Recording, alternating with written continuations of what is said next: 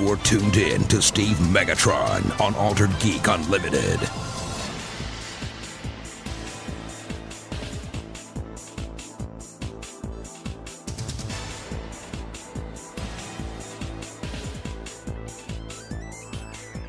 Hello and welcome to Altered Geek episode 150, 3-year anniversary show. I'm your host Steve Megatron Phillips, and joining me this week are the double mics. Yeah, nobody's here. Yeah, I just assumed Blanchard would go second. Sorry. Not always. Technically, this is your all's show, so technically I'm the guest. So, Well, I appreciate that, but I don't know that I can. I don't know that I can still qualify as a. you're the one that started the show with him 3 years ago, not me. So yeah, technically this is your all's show, and I'm just here. Okay. Yeah. Mike shows up for the free microphone, and then Wait, I paid $60 for this thing. What are you? I was being sarcastic. Yeah, I know. Radio free mic. That'd be a lot of dead air. Oh yeah. Crickets. Dead air for everyone all around. Yep, pretty much. Or clicking and typing sounds. I've used mute for the last 3 years. You. So what's new, guys? I'm finally settling into my new job. With Christie Digital, actually. How's that been going? Well, I'm really enjoying it. I can't. The best praise I can possibly give it is I can't believe it's a job. Because so far it doesn't really feel like one. The only bad thing that's not even really that bad because I can kind of deal with it is I was more or less thrown into the field, and it's like you'll learn as stuff happens, or like as you need to know things, that's when you'll learn about them. So that's been a learning experience over the last 2 weeks. So I apologize because the last episode I was like, yeah, I should be able to be on the next two Thursdays there for you guys because I'll have nothing going on. The only problem is that I was way too paranoid about work because the way that it is I'm Ohio's a one-man market, so I'm responsible for the entire state, and so the job is never like done until like 10 p.m. So there's like special things where like it's like a 7 to 4, it's and you can kind of make up your own hours because it's like there's no special pay like on the weekends. It's like once you hit 40, obviously you get time and a half and stuff like that, but there's no special, like every day is treated like the same. So it's like if there's something to do, you just go and take care of it. And the only time I can think of is like when I don't have to jump for my phone when it goes off is like after like 10 p.m. or later. So like the first 2 weeks, it was kind of like I'd go and drive to like Cleveland or Cincinnati and do a couple things, and then I'd come home at like 4, and that I've got 6 hours where it's like I'm kind of like on the edge of my seat. I can't really relax, focus on too much. But now having been in that boat for well, actually, I'm just tomorrow will be the end of my 3rd week with the company. So Very cool. I'm finally starting to get like figure out like a process for everything, because like not every call that I get is something that I have to like run out the door for. So you kind of get to you accept cases that need to be addressed, and you kind of fit them into like a schedule. And then there are other ones where it's like you have to go and do something now. So it's like kind of like the best way I can think to explain it is kind of like being a doctor, where sometimes you've got regular patients that you see that make appointments, and then you've got sometimes where it's like, okay, you've got something you got to take care of like right now, then everything has to be like rescheduled around it. So I'm just finally starting to get the grasp on that, which allows me to relax a little bit in the evenings and have some free time.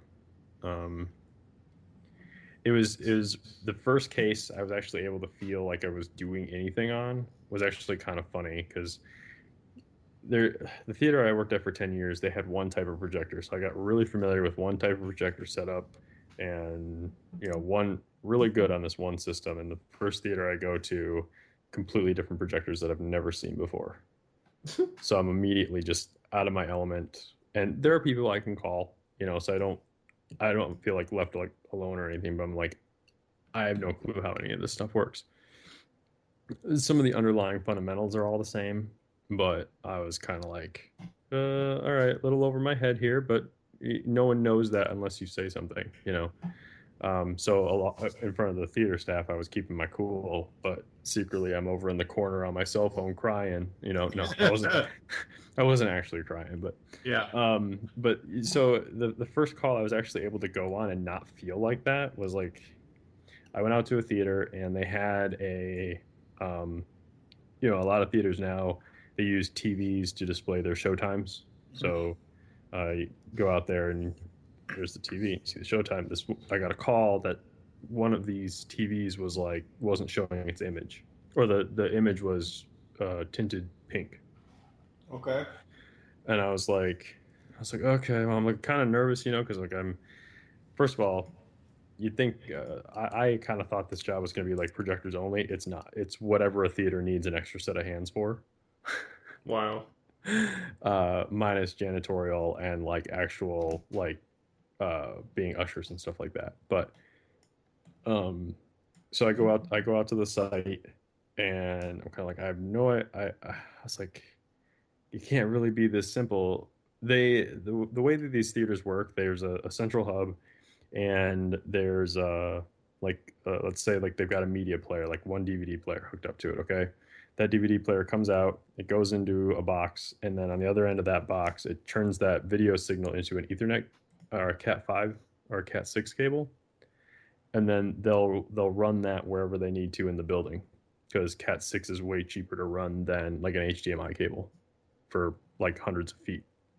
Yeah. And on the other end of that Cat5 cable or Cat6, you put a receiver, which then takes that signal and turns it back into an HDMI cable or DVI or VGA or what have you, a standard video cable. And so I got a ladder and I went up and I was looking at the TV and I, power cycled the TV and just thinking maybe it's something that simple. It wasn't. It was, however, as simple as unplugging the receiver from power, waiting 10 seconds and plugging the receiver back in. Wow. But that one simple little thing, like after all the other stuff that I had done like that week, like I was able to do that without having to like call anybody and being like, hey, not too familiar with this stuff yet. What am I doing? So I actually felt pretty good about that. And that was the first time where I was able to like step off the paranoia ledge. So, and then of course, after I got so many cases, I was able to see how things work and that not everything is like go, go, go. So I've had some crazy things. Like last night I had to take apart a Sony projector, which was fun. Interesting. It was. They are, without trying to get myself in too much trouble here, I will say they are over-engineered to a fault. That's Sony for you. I mean, they've been over-engineering stuff for 40 or 50 years. They are innovators. So. Yeah. So let me ask you, now that you're somewhat 3 weeks settled into the new place and the new job, what is your favorite thing about being in Ohio versus being in Michigan? If I'm being completely honest with myself, I'm just because I like everything in my house runs on the internet. I'm just completely flabbergasted by the internet that I get here. So, which was an ordeal in and of itself. What company is out there? It's Time Warner is out here, and AT&T, and then a company called WOW, which is wide open. It stands for Wide Open Wireless. No, Wide Open West. Wide Open West. They are in Ohio. They are in southern Michigan, apparently, which I did not know. But I'm getting 300 megs for about 75. Wow. And that's not on a special. And they're supposed to be increasing that to 600. Steve, let's go to Ohio. Yeah, really. Yeah, it's 300 down and 20 to 25 up. So it's more than adequate for what I need here now. So You think? Well, and I'm only getting 25 now, so. and 75 is what I was paying for living in Michigan, but I was only getting like 100. So I'm paying the same price and getting 3 times faster internet, which makes me happy. However, I will say before I bogart the whole beginning part of this podcast, like getting the internet set up in this townhouse was a nightmare, in my opinion. So let me just start at the beginning here. And if anyone's tuned out already, I'm sorry, but I'll be done shortly. It's good. So, it's interesting. So I'm really picky when I come out to it, when I look at a place, and Alan and I kind of jumped in this place. I kind of had an idea of where I was going to put stuff, like in the family room where the TV was going to be, and I wanted to have the router and the modem next to the TV so I could hardwire all my stuff in that needed to be hardwired, So I wanted everything on the main floor. So I get out here on move-in day, and I had scheduled for the WoW installer to come out and meet me much later in the afternoon, so that the truck would be unloaded and I would be kind of just putzing around when he came out to the house, so I could address any situations that came up while he was out here. That didn't work out. I got here with the truck at the same time they showed up to install the internet. So it's like 90 degrees outside. Myself and my dad are unloading the truck, and the installer is going through the house. There's 2 cable jacks on the main floor in the family room. There's a cable jack in the first bedroom, and there's a cable jack in the second bedroom. And the first bedroom is going to be the master bedroom, which I didn't want the thing in there. The second bedroom is where I am now recording this. So it was going to be like the den or whatever. But like I said, I wanted it on the main floor. The guy comes up to me while I'm unloading the truck and says, only one jack in the house is wired for WoW internet. Because apparently WoW uses a different type of coaxial that runs at a different frequency to deliver their speeds. And the other 3 outlets were done by Time Warner, and they used the standard coaxial cable. So the guy couldn't piggyback on the lines that Time Warner had put in. And so basically he was telling me the only room in the house that could do it was the second bedroom, which is upstairs, nowhere near my stuff. Oh, damn. And so I'm like, are you kidding me? There's like nothing you can do. And he's like, no, apparently like they ran everything in through like the ceiling, and it just so happened that like the management for the townhouse was out here because my keys originally didn't work. So they were out here like when he was here, and I asked them like if they knew where the cables and everything came in, and the management literally said a lot of times they'll run a brand new cable from the WoW box around and into the basement and then up to wherever the customer wants it, and they'll leave it on the ground, and some people will come by and bury it like later on after the cables run. For whatever reason, I don't know if it was because it was a Saturday and like 90 degrees outside, but this cable installer was not having any of that stuff. So like he's like, yeah, it's not your cable box. He took me around, showed me where the connection is and how it was actually set up and everything. And he's like, yeah, I'd have to like leave a cable like laying out around, which, like I said, townhouse management said that's like a normal thing, but he was like, I'm not doing that. And I was like, fine, whatever, just hook it up. I'll call and have them come out and run a cable, and bury the cable. So he hooked it up in the upstairs bedrooms just so I had internet in the house, because I can use Wi-Fi, right? Yeah. The problem is the whole thing was like completely jacked up. So the Wi-Fi router that I use is an Airport Extreme AC router, which is fantastic, in my opinion. And I took it. It was set up in the main room here, right next to the modem. And if I went downstairs into the family room, I wasn't getting 300 meg speeds. I was getting like 20. Wow. And so I'm like, this is freaking ridiculous. So I was going through everything I could possibly think of in my head, which of course, routers, Wi-Fi routers, they work in a dome. They don't fire down. They want to fire up and shower everything. So at the suggestion from Joe Reed, I tried flipping my router upside down so it would fire the Wi-Fi signal through the floor. Oh, sweet. And that worked, but it only got me like up to 100. Still, that's funny. Yeah. So I went and bought these they're power line adapters, so they can take the power line in the power lines in your home and turn them into an Ethernet connection.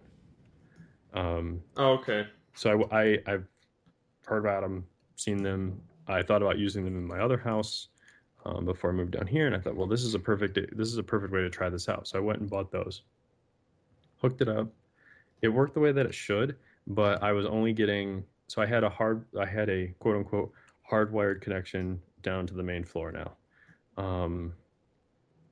The issue is I was getting like 70 or 80, between 70 and 100 megabytes over that, nowhere near the 300 that I was supposed to get.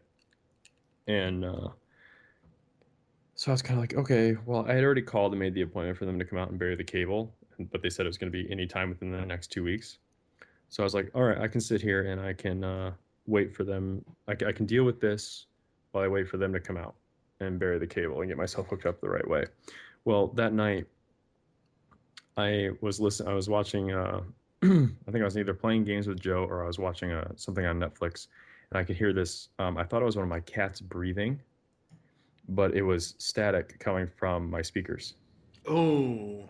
It was like this. It was intermittent. You could only hear it when like it was like a quiet scene. That's why I thought it was like one of my cats breathing. But I, got down and crawled up to where my speakers were, and I could hear it like intermittently in the speakers. And I was like, oh, you've got to be kidding me. So I was like, I thought maybe it was like just the power in the house, like anything. Long story short, I traced it back to being those Ethernet connectors. Oh, damn. It was only present anytime I was trying to stream something, because that signal is piggybacking on the existing the wire structure in the home. Oh. So I took those out. I was like, I can't have that. No. So what I did is I was like, okay, you know what? I don't want to do this, but I'm going to do this anyways. I had a really long 100-foot Ethernet cable left over from when I wired my old home. Mm-hmm. And I ran it out of the second bedroom, down the stairs, along the wall, all the way around to where I wanted my modem and router in the house.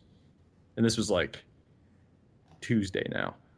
So I got here on a Saturday. It's Tuesday now. I kid you not. I'd spent maybe 8 hours of that time, maybe 12, just fidgeting with this stuff because it was driving me crazy. First it's like slow speed, the bad Wi-Fi, the sound of my speakers, all this stuff. And so I ran that cable downstairs, and all of a sudden I had 300 megabytes in every room of the house, even on Wi-Fi, because the router was able to work the way it was supposed to be. I was able to hook the switch up and get the switch running to hardwire all my stuff in. Meanwhile, the modem is still sitting up here, like in the main room, but the internet comes in and then runs from the modem downstairs to the router, and then the signal gets shot back upstairs. Cool. So that was like it just drove me mad, because like every step along the way I was like, this shouldn't work like this. This is ridiculous. And I kind of wrapped it up and made it look nice, because I ran it with a green cable that was like way too long. Like 100 feet was way more than I needed. So I went on Monoprice and I ordered 2 white 75-foot cables. Because my wife really wanted to have her PlayStation hardwired in. Mm-hmm. So and this is her room. This is where she games. So she was like, "Yeah, the modem's in my room. I get to game. I get the best connection." No. So what happens is it comes in, signal comes into the modem. One white 75-foot cable carries it downstairs to the router, and then there's another 75-foot cable plugged into that router that runs right back up the stairs and into her PlayStation. So all the game consoles are anything that can be hardwired in this house is hardwired. Anything that runs on Wi-Fi is running on Wi-Fi. Awesome. Nice. What about I what about the area? What about you guys have been there for a while now? What have you liked about being in the area for Columbus?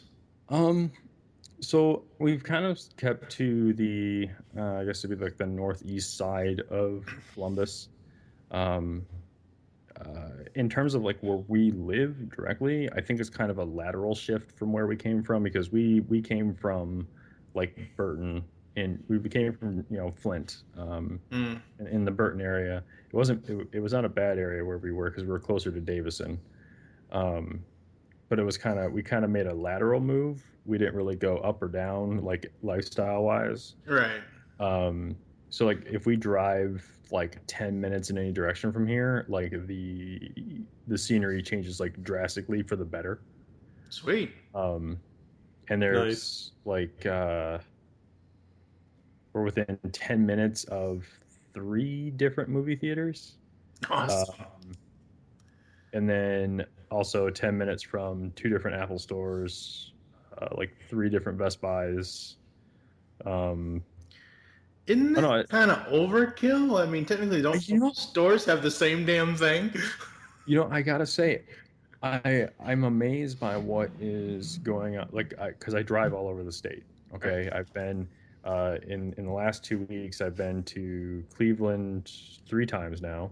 I've been to Cincinnati once, and I'm going there 2 times next week. I've been to Findlay, for anyone that knows in Ohio where Findlay is. It's about 2 hours north, kind of like Cleveland is. But I've been to Findlay twice, and I'm going tomorrow again. But I drive all over, and the one thing that doesn't seem to be a lack of is like construction going on. Like in Michigan, like there's a lot of abandoned products, and like the roads are crap. Like I don't know. Like I heard from my friends, from my Michigan fans. My friends that are Michigan fans, I heard nothing but crap about Ohio, and I think it really just comes down to like a sports thing because the speed limits are a little slower here, but like the traffic management and the roads are way better than whatever's going on in Michigan. So I don't and there is a lot of development. Like there are so many little pockets of well, forgive me, like I don't know your area too well, but Steve, like the in Grand Blanc where they were trying to build where they built like Walmart in Grand Blanc and have all those like little shops, and it was kind of like really nice.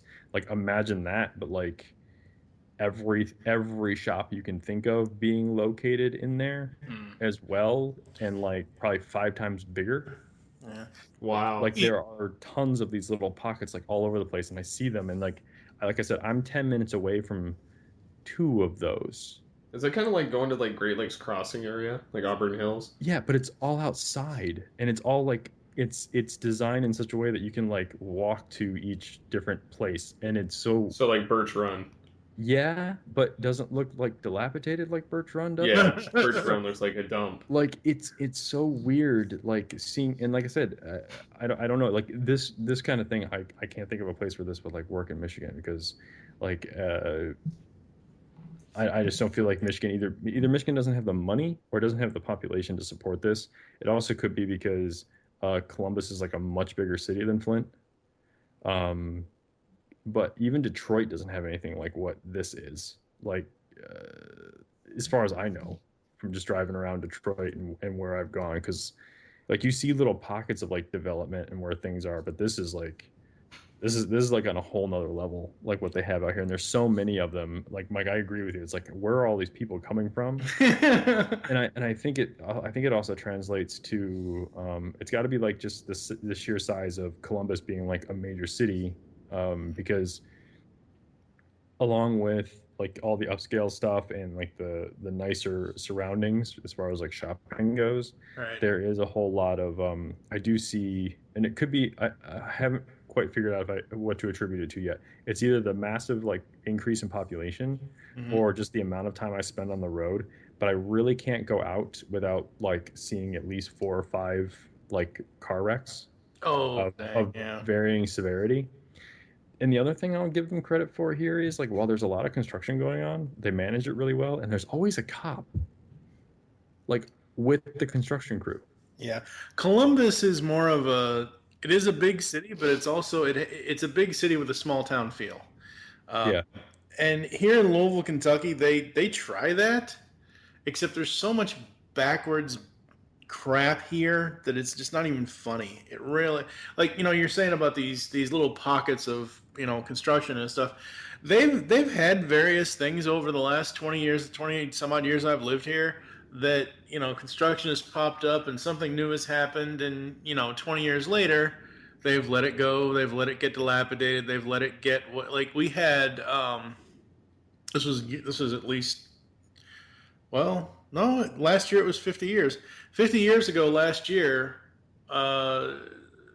National Amusements, Showcase Cinemas, whatever it was called, when it first started, debuted on Bardstown Road here in Louisville, Kentucky. I think it was 3408 Bardstown Road, if I remember correctly. And that theater went on for almost 40 years.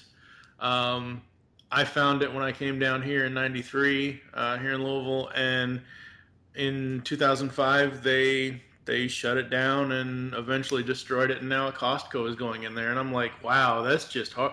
The whole area of where I used to live here in this town has just changed so much in 20 years, and not for the better. There's where a Meineke used to be, there is now a liquor barn and a wheat shop, and I'm like, how is that like? But you were saying earlier that you go all over the state, and that you go down to Cincinnati. I'm thinking, hey, if you drive an hour and a half south, you can come see me.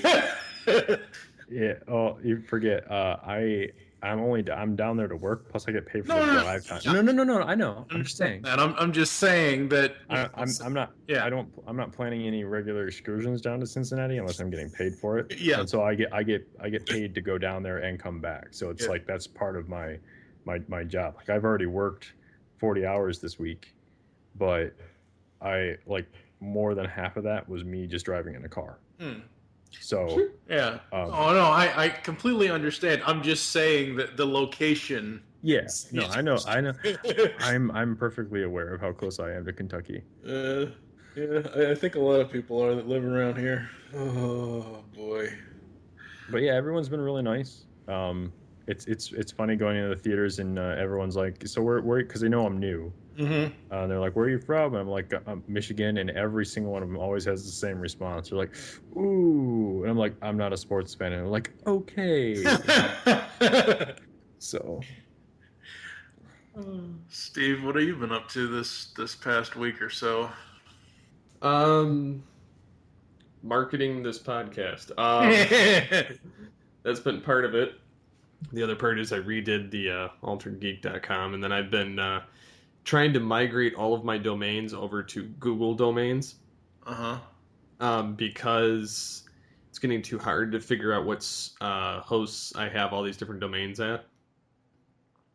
Because I have some over in one, this area, and some over on this host, and some over on this host, and then they all link back to the same web hosting account I have. But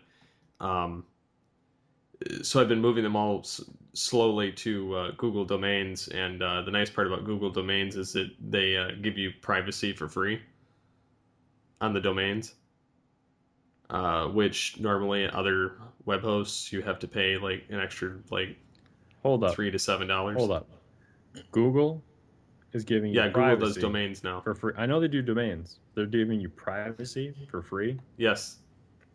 Well, that just seems counterintuitive. Well, it's they mask your information. They obviously know your information because you're with them. But is it free to transfer, or are you? It's what it is. It's because of the way the ICANN records work. Okay. you pay for another year of the web hosting. Okay. Like, it's free to transfer, but you have to pay for the next year of hosting. Okay. Or of the domain name or whatever. So like it's, $12 to move it from wherever it is to Google, which is in some cases cheaper. Mm-hmm. And they give you the privacy thing for the domain, so nobody can see any information. So like I said, I've been moving stuff and then re-upping some of them that I don't want to lose or that are due within the next month. Yeah, I've been doing that, and then jumping back into some audio play fan dub type voice roles that I used to do back before the network, and during the early stages of it. It's funny because a couple of audio plays I did on BehindTheVoiceActors.com for their casting call setup that they set up about 3 years ago. Mm-hmm. A couple of the Transformer ones that I auditioned for. I couldn't figure out where some of these people were contacting me from. And they were telling me, oh, yeah, I got this script. And I'm like, oh, yeah, nice, blah, blah, blah. And then, just kind of humoring to some extent because, like, I knew who they were vaguely, but I couldn't remember who they were because I was seeing their real name on Facebook and not their screen name. Oh, right. And they were just contacting me, and a lot of times, like, I just, because I may not always remember who it is, I kind of err on the side of caution. And then they're like, oh, so when can you get me the lines for? And I'm like, hold on, who's this? And I'm like, and what did I do? And they're like, oh yeah, it's this thing from Behind the Voice Actors. I was trying to contact you on there. Well, and then I looked and I wasn't contacted, but they had decided to actually take the casting call and actually, like, having written the script and delivered the script to me to do the lines. And then of course I was going to do it, and then every week I've been so busy I keep forgetting, and then they're like, could I get those lines? And I'm like, yeah, I forgot, sorry. I've been busy with stuff. So and then the fun aspect was remembering how to do the voices that I auditioned with. Oh, jeez. Because everybody knows I use my, like, Joker and Megatron voice, Beast Wars Megatron, the most out of any of the voices I use, or like Generation 1 Scourge. And so this audio play has a Beast Wars Megatron voice, but a different name for the character, and then like another character, but it's like basically Scourge's voice, just deeper. And I got cast as those two, as well as G1 Megatron. And I'm trying to do the G1 Megatron earlier today, and my throat has been so dry because the temperature, and then having to take Benadryl because my allergies are flared up. So I couldn't do the voice very well. And it took me going back to BehindTheVoiceActors.com to listening to it and replicating my lines that I did to remember how I did the voice. And then I was able to replicate them after that. But it took me forever to get the lines down, and I recorded them earlier. But it was insane trying to remember how to do that stuff. But so yeah, I had fun doing that, and then I've been doing a lot of the Altered Gaming and a couple of the video shows on Altered Geek for the YouTube channel, and I've been having fun with doing the video game stuff, kind of figuring out how the broadcasting features work. This particular program, like XSplit, is the program I use. You can toggle different screens on it by clicking a particular button on this program. So, like, I could set up so my intro video plays through the one button, or the be right back offline thing displays on another, and depending on how you display, you can have your webcam play, or you can have the video show up. So I was doing that with, like, Battlefield 4 and Battlefield 1 when I was playing the alpha, and so every time I do it, I learn something new, but at the same time, I have a couple of fails on the video while I'm doing it. So it's been an interesting experience messing with that, but Interesting learning curve, huh? Yeah, interesting learning curve, and I'm having fun kind of trying to do the YouTube thing. I'm not doing it like, I mean, yeah, if I make money off it, great, but if I don't, I don't. I'm just doing it because it's fun, and it's something new to learn. Uh, and also, I finished the follow up edx.org superhero class that they took groups of 4 of people that had done um, characters for previous classes, and we basically took our character and we had to create like a superhero team, which was an interesting task to say the least, because you're working with people all over the place, and EDX's forum software that they use is very clunky. So we ended up switching over to Facebook messages so that we could get more instantaneous responses for whatever people had time. Mm-hmm. Okay. And because it was too hard to follow up, like there was no like notification of whether that forum topic had been updated. It just had the time that the original topic was created. So you had to like toggle the drop down to see whatever was underneath that topic header, which was kind of a pain. So we did that, and had to create a new villain in a scenario, and you had people from all over the world collaborating together, kind of thing. So it was interesting, and obviously passed. I got the certificate for it, and then go to get the certificate, and they go to tell me that they no longer do PDFs; they do web certificates. What? And I was like, the last 3 that I've taken, I got the PDF. And they're like, yeah, we're phasing out the PDF and going to web certificates. And I'm like, so how am I supposed to download it? I said, because what if I don't just want it on, because like you can put it on your LinkedIn and you can put them on, like you can print them out. Mm-hmm. They're like, well, you can do the screenshot and save it as an image, or do the print to PDF thing. And I'm like, yeah, I know about those two, but like I shouldn't have to go through that to download it. Yeah, that's crazy.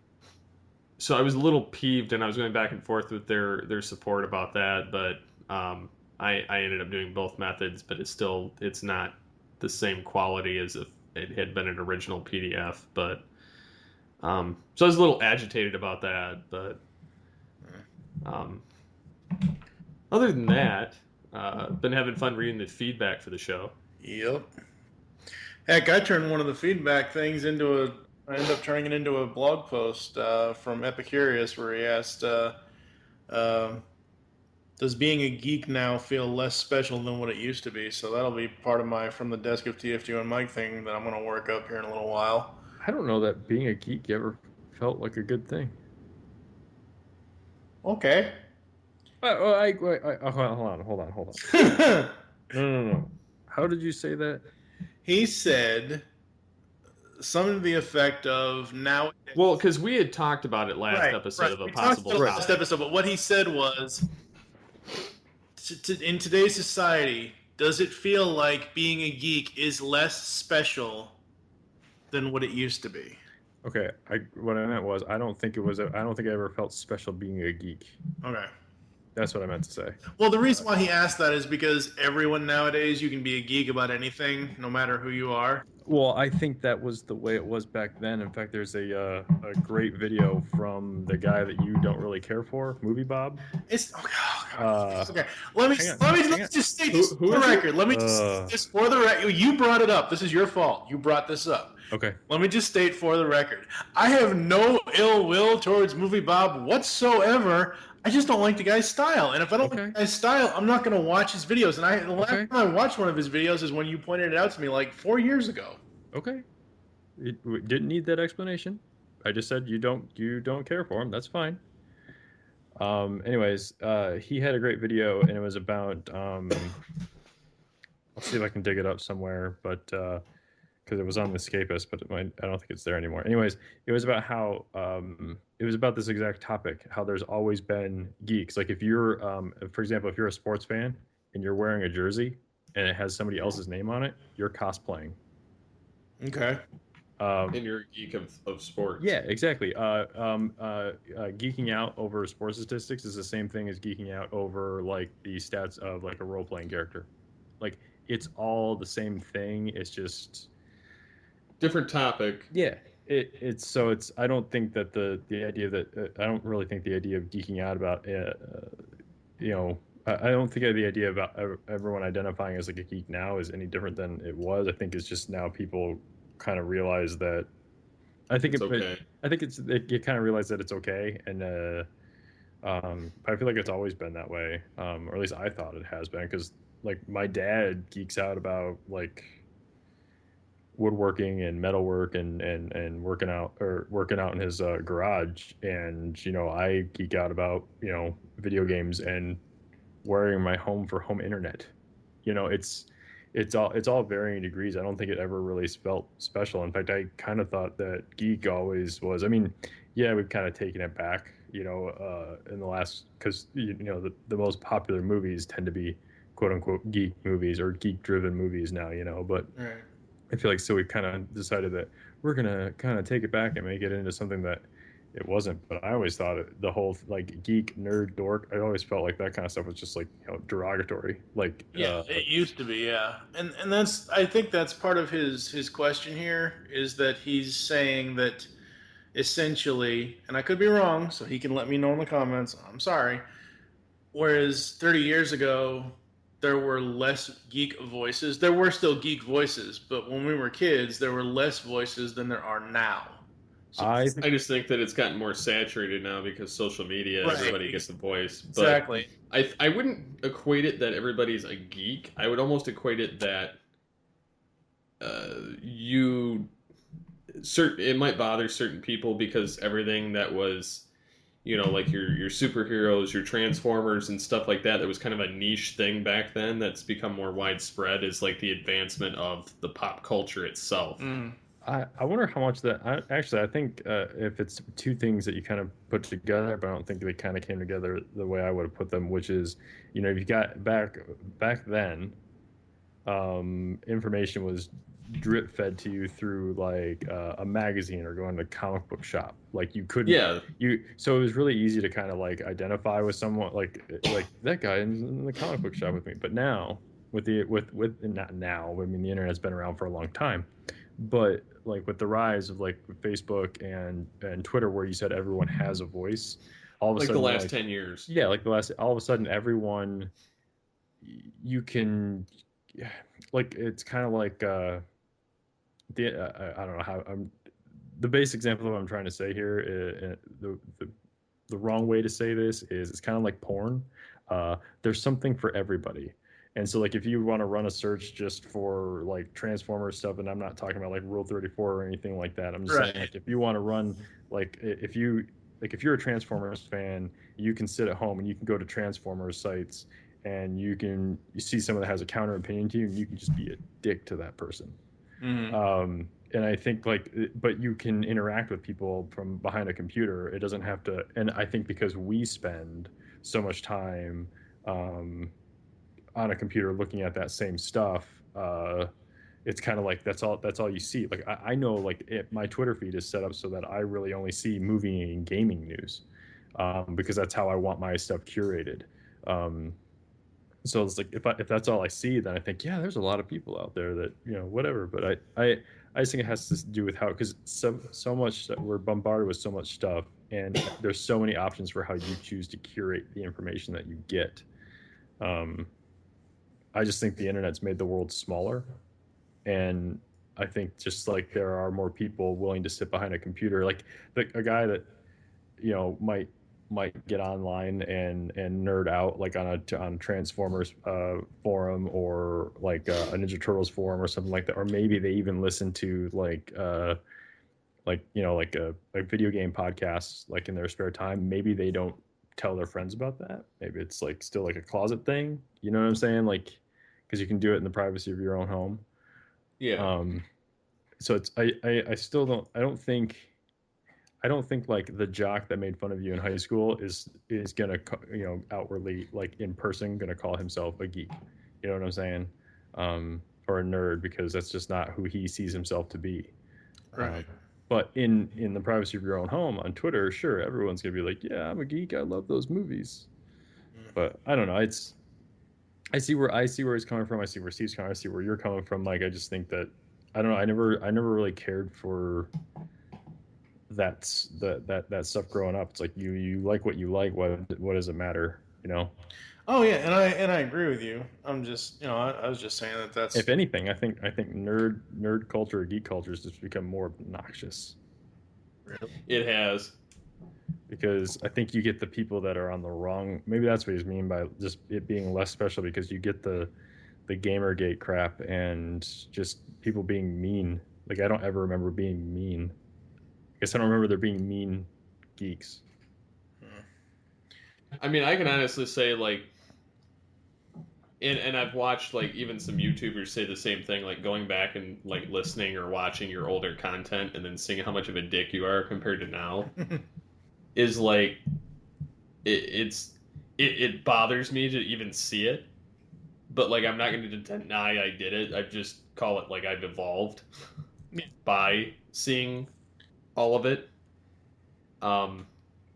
Because, like, and I think you're right there, too, like, people, you get the lowest common denominator that is the loudest voice, unfortunately, and that's what everybody hears instead of having the people that are actually having a conversation about the topic. It's that old adage that you're going to hear more about the bad stuff than the good stuff. Yeah. Yep. So if it bleeds, it leads. Well, okay. So Mike mentioned earlier about the Transformers stuff, and I'm only bringing this up because it falls into the context of what we've been talking about. Earlier this week, as a joke, I saw a news story revealing a Transformers 5 character. As a joke, my comment, post, whatever you want to call it, on Facebook when sharing said article was the Luke Skywalker Darth Vader thing. No! And that was more so not about the design. That was more so about, oh my God, Michael Bay now has his hands on my favorite character. And it just spewed this whole long thing of everybody having a voice on Facebook, which is fine. No problem with that whatsoever. And one of my other friends, who's friends with another friend of mine, we used to actually podcast a lot together. We don't so much anymore, but Optibotimus. I really don't want to. Yeah, it's not him that I have problem. It's the mutual friend of ours. Anyway, this mutual friend, where I had said something about I don't necessarily care for the design, or why couldn't it have been? It had a little bit of a hint of where Hot Rod came from, and then this guy's like, the movies aren't G1, get over it, blah blah. And I'm like, dude, where are you even getting that? I said one thing that wasn't even a negative. I said the design is okay, I just wish it was different colors or something like that. And it ended up in this long back and forth. Long story short, we're now no longer friends, blah blah blah. But it's just one of those things where I get it. The Bayverse is never going to be G1. Anything beyond G1 is never going to be G1. Animated is never going to get another season. I understand that. The Bay movies, I'm fine with them. All I'm asking for is just one little thing to show where they came from in those movies. And you look at the last, because next year it'll be 10 years since that first Transformers film. You look at the last 10 years of Bayverse. Michael Bay slowly has been listening to, sort of, in his own deluded way, listening to the fans on certain things. So I then made one other comment, and then I'll leave this topic. I made one other comment. I'm like, okay, so if the design is what the design is, could they at least please either get Judd Nelson or Dick Gaudier to voice the character? Because that's who voiced him originally for Hot Rod.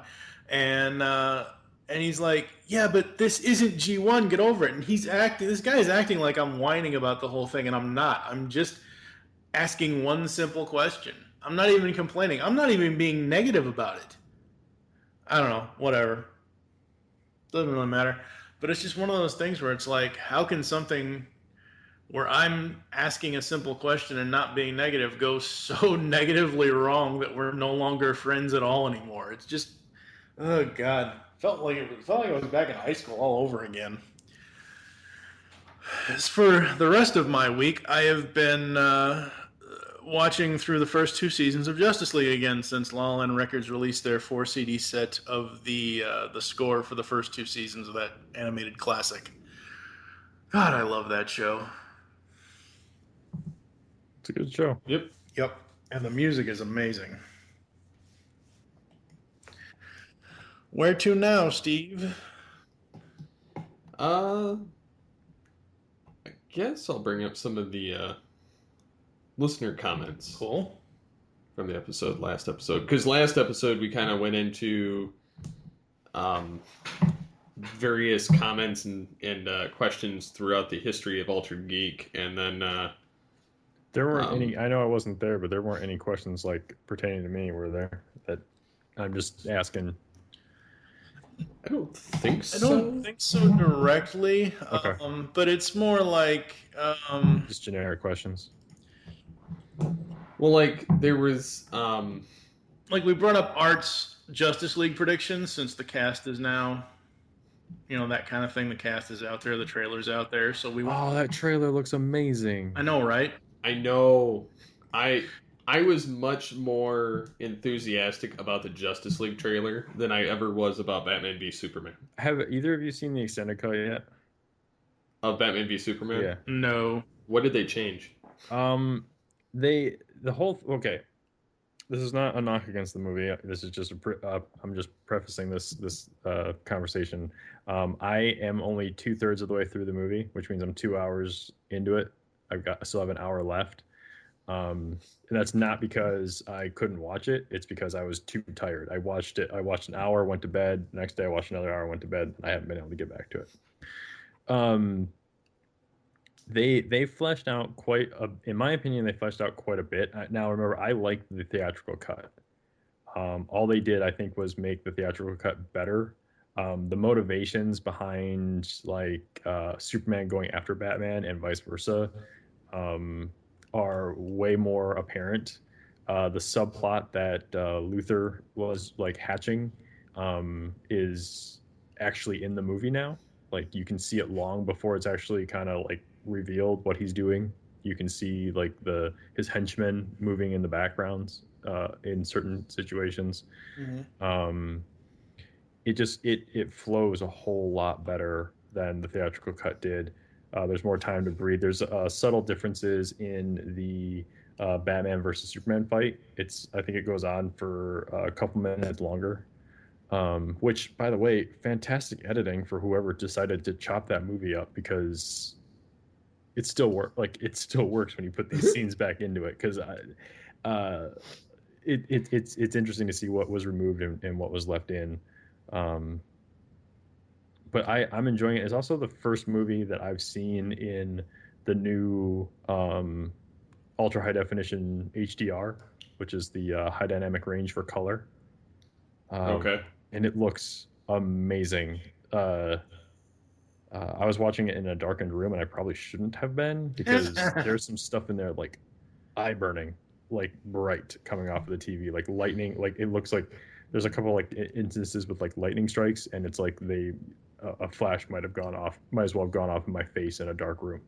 Wow. I could not see the next several seconds of the next scene because that was so bright. But it looks amazing, and the color is definitely there. At least, obviously, with the HDR, they probably recolor time some stuff, and it's a little bit funnier, the movie, I think. But I haven't seen how it wraps up, so I'm interested. That's where I'm kind of interested to see. And the one scene that I'm waiting to see, and I have not been able to find out. I thought there was a deleted scene. Maybe it's a deleted scene or something. But there's supposed to be a scene with Luthor and a mother box. And like I said, I'm 2/3 of the way through the movie, and I haven't seen that scene yet. So I don't know if it was deleted. They had it on YouTube. See, I wonder if it was a deleted scene, or if it was never and I can't find it I haven't watched the deleted scenes on the disc. I think it's a deleted scene. Okay. It's supposed to be where they have Steppenwolf show up and use the mother box and disappear. Man, that was gonna be. I'm gonna have to go find that deleted scene, because that's one of the things I was looking forward to seeing in the movie was the mother. I mean, outside of the scene with in the video. Cyborg. Yeah, but was looking forward to seeing that as like, just a more direct link to what's going on in that video. But yeah, going back to the Justice League trailer, amazing! Like I've watched it like 5 times. I've been watching it a bunch of times, and it's entertaining. It's light. You can still see the dark, within it, but it's got enough wisecracks in there, and it's not, you have the more normal Bruce Wayne Batman in a sense. I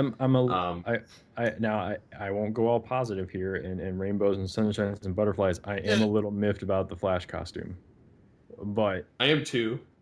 They also changed the bat suit. It's darker again. It's all black. well, that's fine. I mean that doesn't bother me. Like I'm just like I don't get him the Flash having an armored suit, but I'll see how it plays out. Like I'm not gonna write it off. I'm just saying like that's the only thing about the trailer that made me go, really? Well, they're almost supposed to be doing something in the kinship to Injustice 2.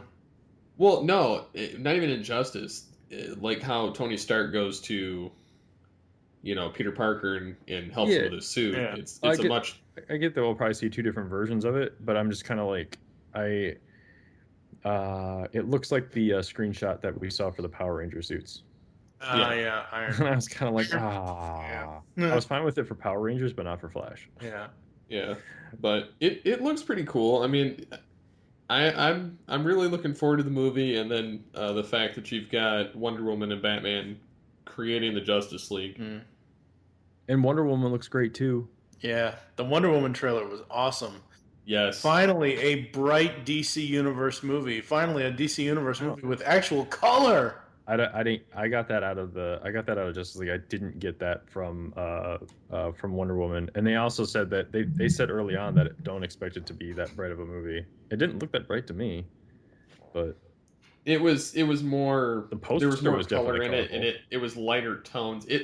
It kind of reminded me of the first Captain America movie. Yeah. Oh God, don't say that. Why? What's wrong with First Avenger? Moving on. No, war. come on. This is gonna be. What's wrong with First Avenger? Come on. It's not very good. I can't stand the first Avenger or Thor because those movies were. I don't want to start a flame. I don't want to see comments that I'm never going to read. I didn't care for either one of those. I agree with you. Okay, the thing is, the first Avenger, yeah, it's a solid. I guess I can say it's a solid movie. Like but I find it almost unwatchable, and that's just me being a movie snob. Like it does not look good at all. There's so much blue screen and green screen used in that movie that it's laughable, and I feel like obviously that and Thor, like they are both the first Avenger and Thor are the 2 weakest movies in my opinion in the Marvel lineup because they were like rushed through production to get them done and introduce those characters before Avengers hit the screen. I kind of agree with you on that. And because they didn't really hit their stride till the second film. Yeah, and so when they had time to breathe and those characters were already like, okay, they're there. Like, I mean, even the first Iron Man is more watchable than Captain America, the first Avenger, because Iron Man had more time put into it. The other thing that kind of, and I also point out, like, there's one scene in the end of that movie when they're in the hangar chasing down the plane that just, it's nails on a chalkboard to me because, okay, so there is a shot of Steve running through the hangar, a shot of Steve swinging on a rope, and then there is a shot of, I think he's in the car or still running to the car. Like, there is no, here's the shot of him jumping to the rope, swinging and dismounting into whatever he's doing. It's a shot of him running, hard cut, swinging, hard cut, something. Yeah. And I'm like, that doesn't work at all. Yeah. What did I just see? I understand that. Yeah. So it's more from a technical thing than the movie itself. Like it's funny. I thought it was, it's well written for like the first thing, and I like the characters and everything that came out of that. I understand why it was done, and it obviously done for as cheap as possible because it's Marvel. And I will fight anyone that says they don't do things for as cheap as possible because they do. But they get results. There's no doubt. I'm not doubting that. But it's All right. that movie just. I thought you had a problem with the story. That's why I asked. No, but if I mean it's the Captain America. They told the Captain America story. It's just the way that the movie was shot and filmed and Right. Yeah. edited in looks that makes me go, ugh, I can't watch it. Okay. So. It's just technical stuff. All right. Steve. And then of course, like there's those two trailers. Like I'm very pumped for the Justice League one and the Wonder Woman. Then of course we get to see our preview of the new Superman and Supergirl. Mm-hmm. That first picture was wonky as get the hell out. Yeah, the suit looks interesting, but the guy looks not. He doesn't look like Superman. It's not that he doesn't look like Superman. My problem is he looks smaller than Oliver Queen Green Arrow, because they had him side by side with him in a shot that somebody took. But like the guy is scrawny by comparison to, like, he's middle of the ground between Grant Gustin and Stephen Amell. Well, I think that's fine because Superman's strength isn't necessarily like muscle bound.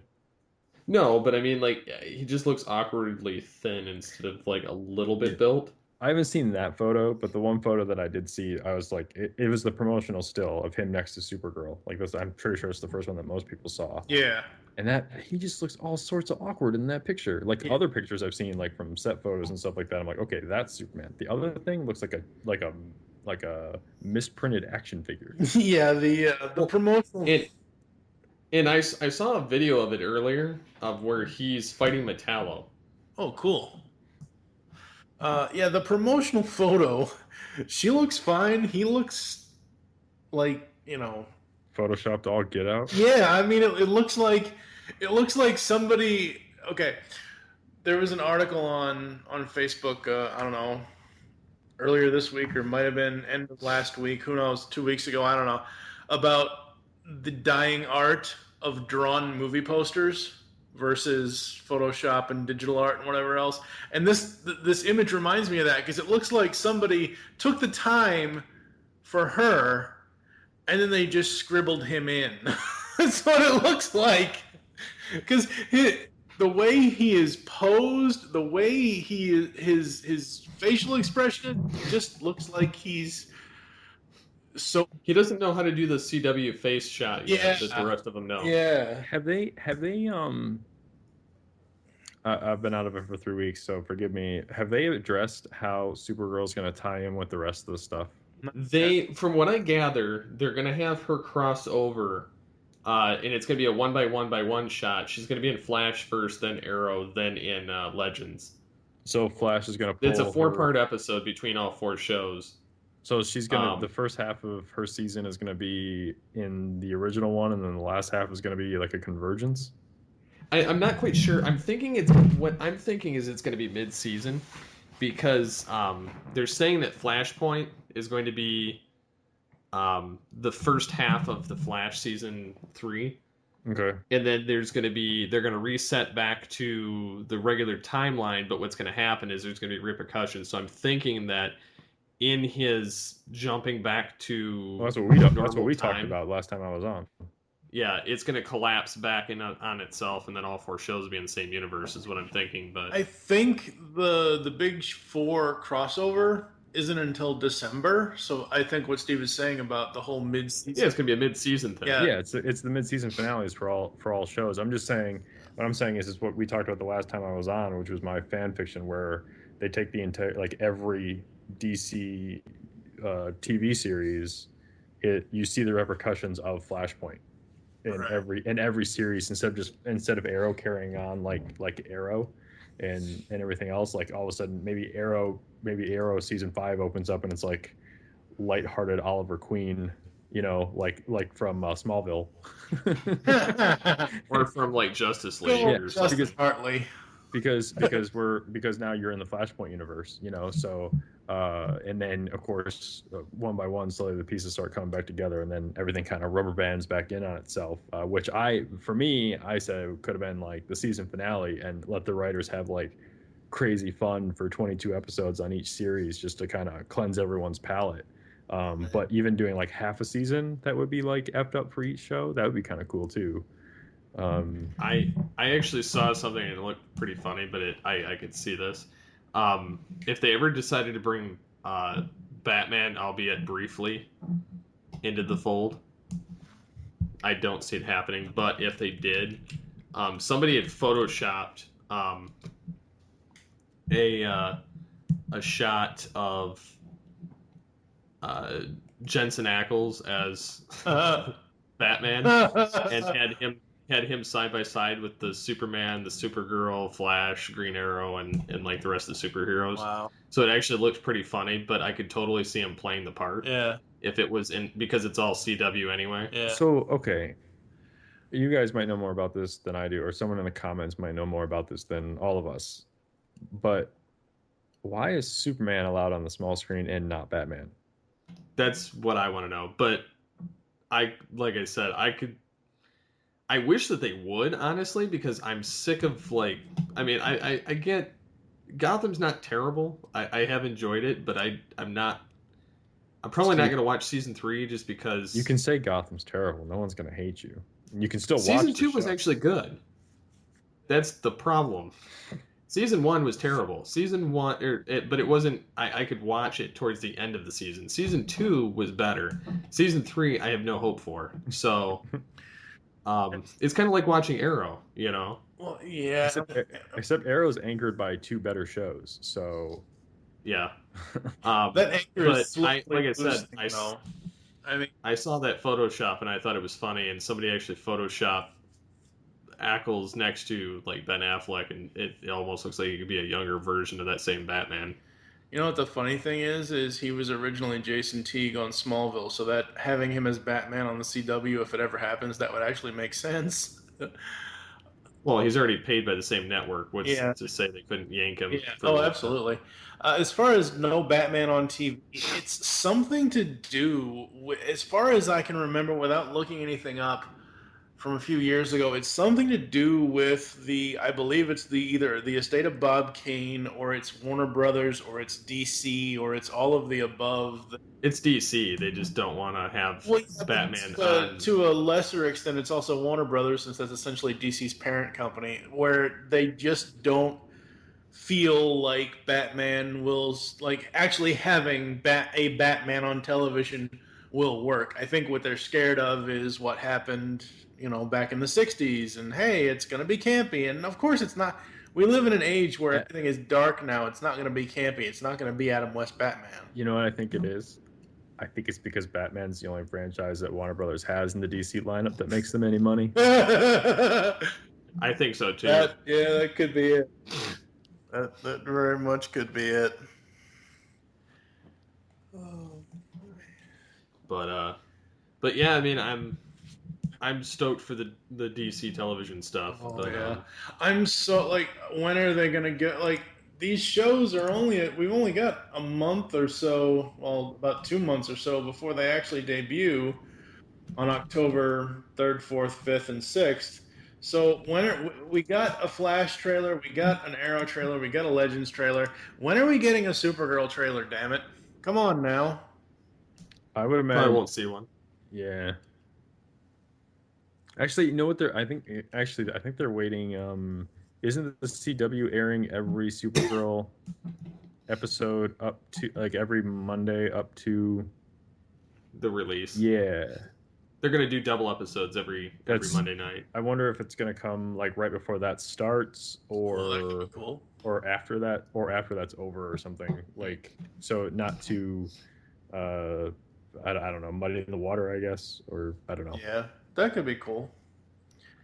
I'm still wondering what the whole plan's going to be for CW and streaming stuff, honestly, with these superhero shows, because... Well, what it is that after the season's ended, then they're going to put the full season right at the end of the season finale. They're going to put it all on Netflix. Okay. So they're not going to be on Hulu anymore? Nope. No.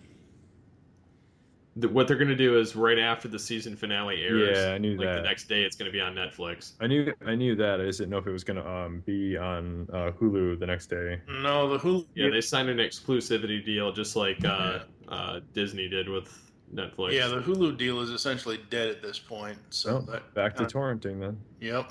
Kind of sucks. Yeah, That's how I have to get my TV shows. So Yeah. because I don't have DVR. Actually, I might jump at a TV package.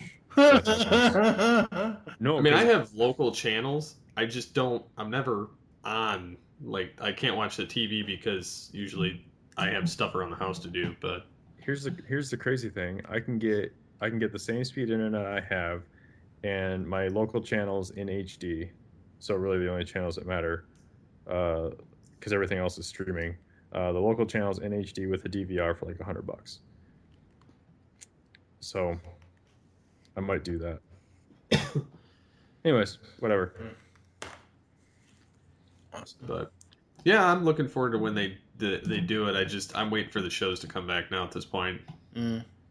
What are your guys' thoughts? I don't know if you've watched or if you've heard anything on Suicide Squad. Oh boy, Suicide Squad. I haven't read it. I've seen some of the stuff going around. I haven't read any of it. I won't read any of it until after I see the movie, which I do plan on seeing this weekend. So if you guys want to talk about what you've seen and whatnot, that's fine. But I've read one review, and it was a pretty negative review. I mean, the guy pointed out some interesting things. Obviously, this is not, and this was never going to be the BTAS Harley version. It's going to be the over-sexualized New 52 version of her, which is fine, whatever. That's what they want, you know. As we all know, sex sells.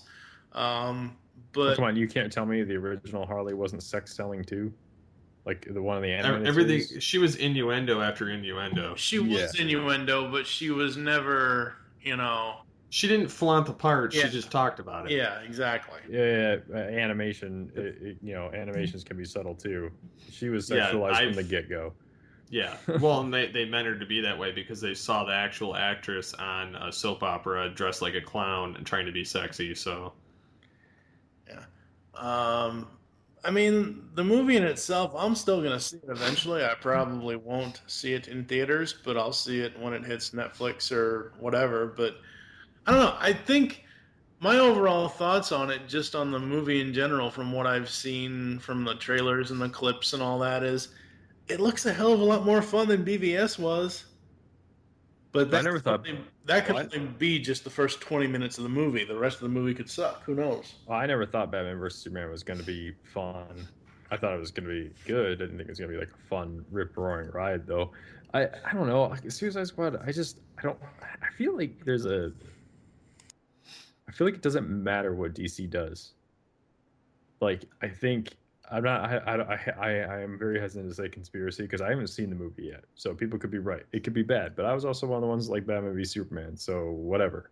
It's I like DC's movies, and I like the Marvel stuff because they're two very different things. But I feel like if it doesn't look and feel like a Marvel movie, it's just gonna get slammed. And I don't feel like DC needs to do that. Plus, the one headline I've seen was the studio getting involved with the whole business.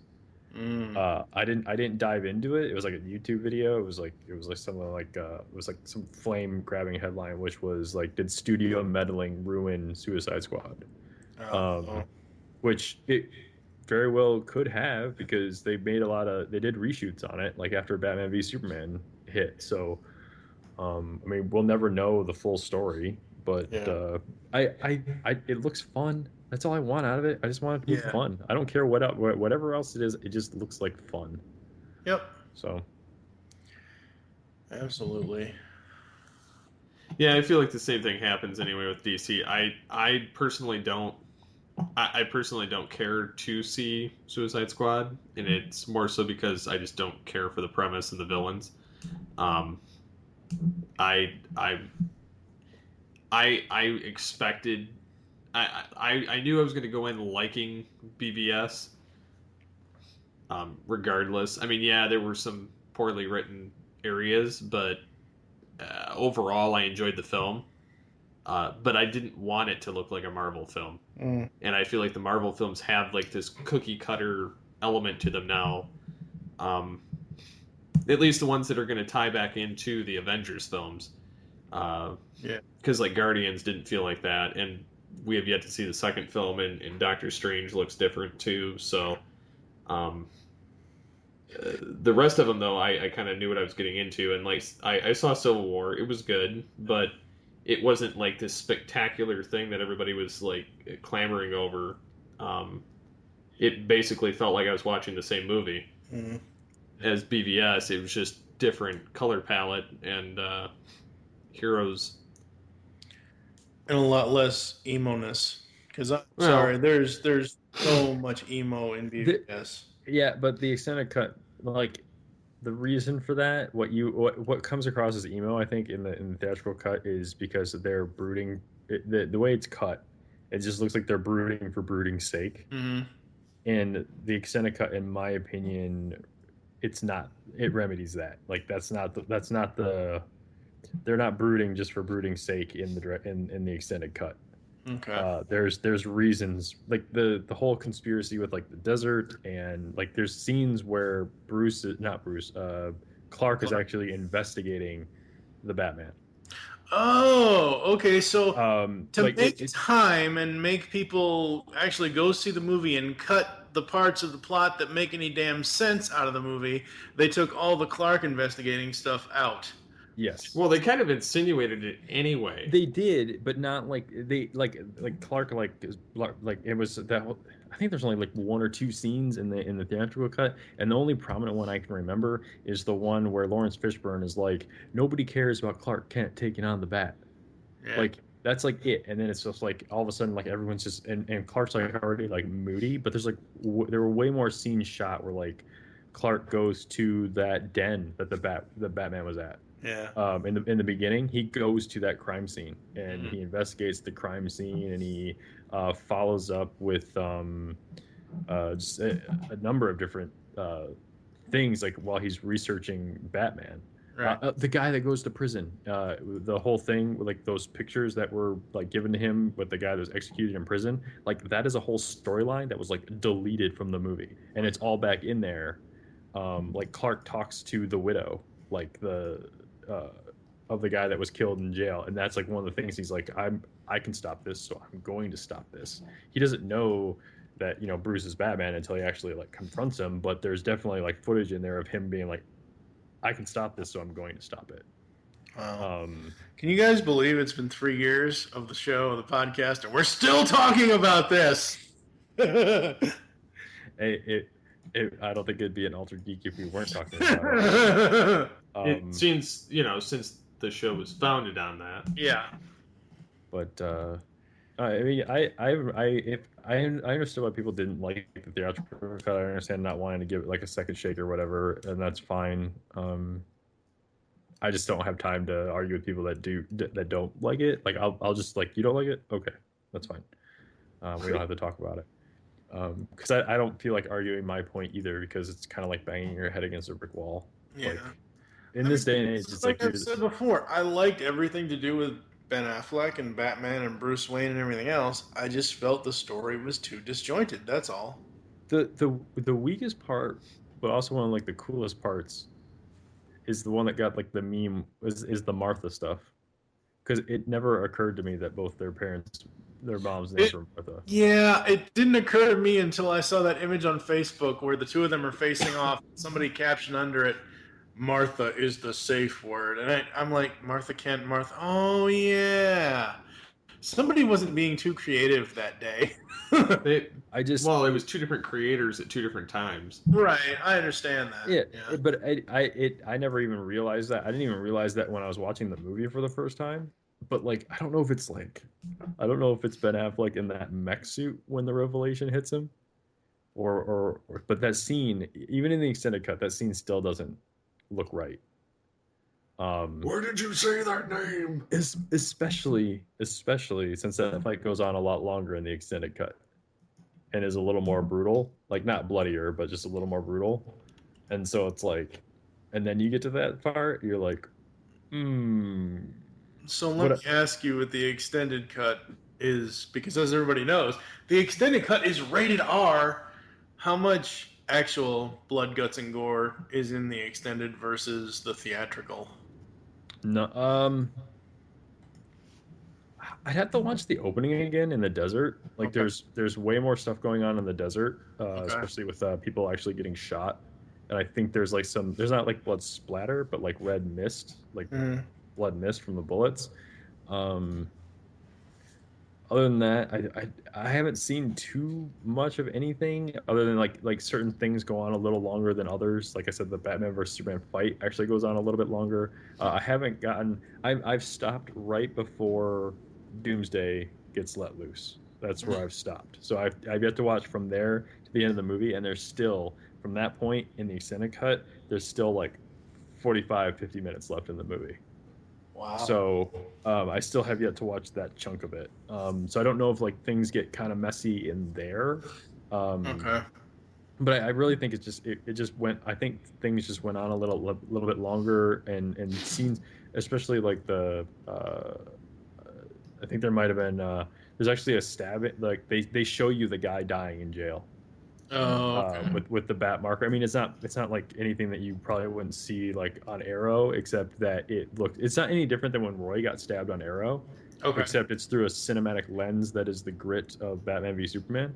Ah. So it's kind of like okay, I guess that makes sense. So I don't know. It's nothing that I mean, they probably could have put it in the theater as PG-13. I just feel like there's no way they would have put a 3-hour movie in there, which is kind of a bummer because I feel like there was a great article I saw that it was about like why don't Zack Snyder's director's cuts ever get released in the theater because they tend to be a lot better than his theatrical cuts. Um, so I don't know, but yeah, I don't know. It's if you liked it, give the extended cut a look because they fill in a whole lot of gaps. Good to know. So, is there anything you guys want to bring up before we go for this massive 3-year episode 150? Um. Hmm. No, not really. I don't think so. I think we're about there. Yeah, I think I'm set as well. I'll hold off on some other stuff. Um, yeah. Um, well, anyways, so yeah, that about rounds it out then.